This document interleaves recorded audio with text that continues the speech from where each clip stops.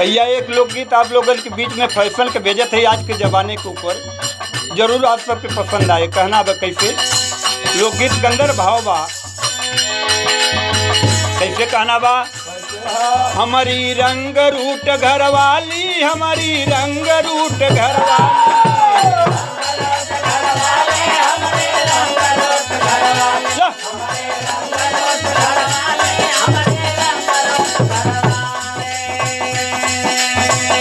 हमें समझैनी पोर चरखी दे हजारन गाली, हमारी रंग रूट घरवाली, हमारी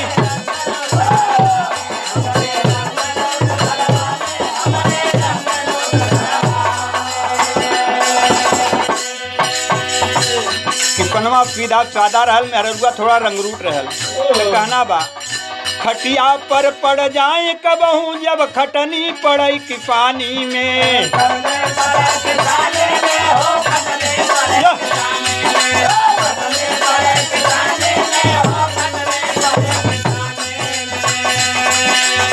तबीयत रोज खराब रहेला इनकर चढ़ल जवानी में।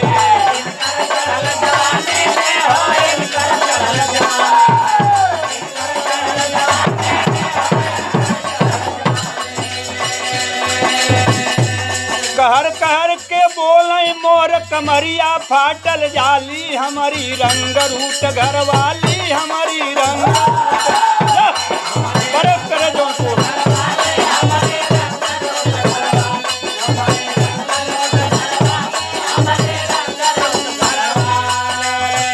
और का करें भैया, घूंघट खोल खड़ी होल धई के हाथ कमरिया पे,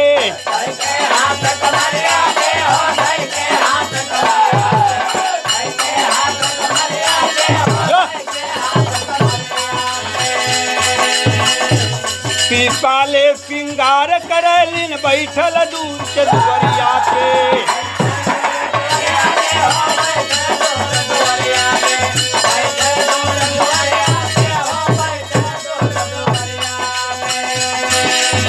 पीपाले सिंगार करलिन बैठल बीच दुवरिया पे। का करें भैया, घूंघट खोल खड़ी होल धई के हाथ कमरिया पे, पीपाले सिंगार करलिन बैठल बीच दुवरिया पे।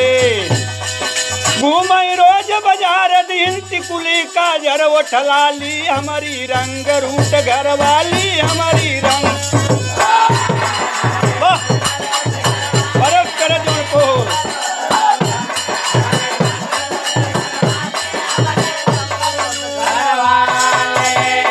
और का करें भैया, हम देहाती रहिल हरदम कुर्ता पैजामा में,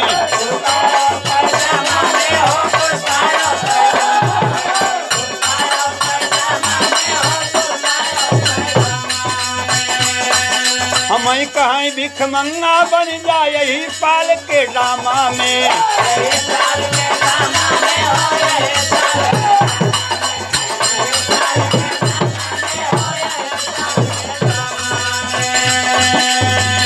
गोरिया इतनी जीव चटा की बात, 3 बरस बीतल वही सोनरा के पैसा बाकी बा।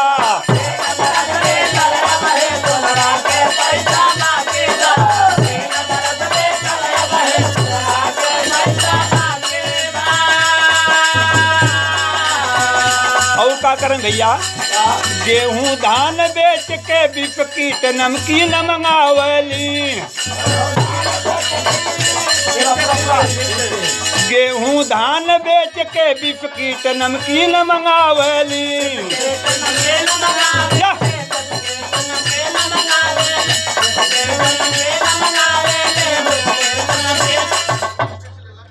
बिस्कुट नमकीन मंगा। कहाँ रुका तो बातों के पूरा बोले क्या, गेहूं घान बीज नमकीन मंगावेली हमारे घर। बिस्कुट बोला, बिस्कुट बोला अनिल भाई, बिस्कुट बिस्कुट बोले, बिस्कुट नमकीन जल्दी बोला। गेहूं धान बेच के बिस्किट नमकीन मंगावली। बोले क्या चला दा फिर दा चल भैया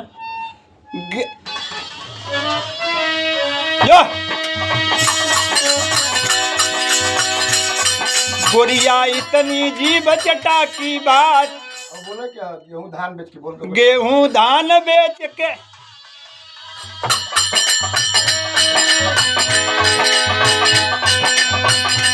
गेहूं धान बेच के बिस्किट नमकीन मंगावली। या भैया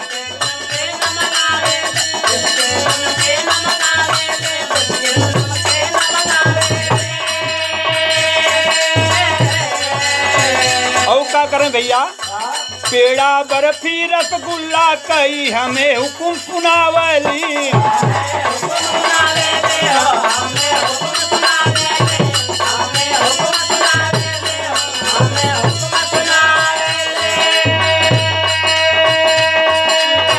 आखिरी लाइन में कहना भैया, का कहना बा,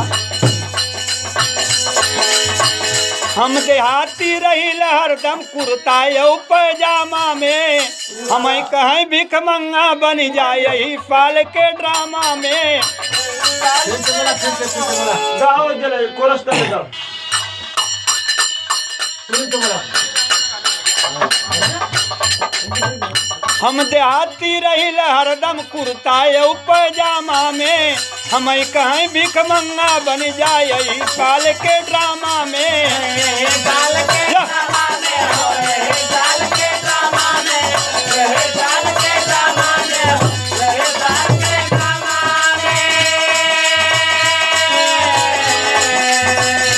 हीरा कवि मंगल जेडी बहादुर अशोक पप्पू बजावे ताली, हमारी रंग रूट घरवाली हमारी।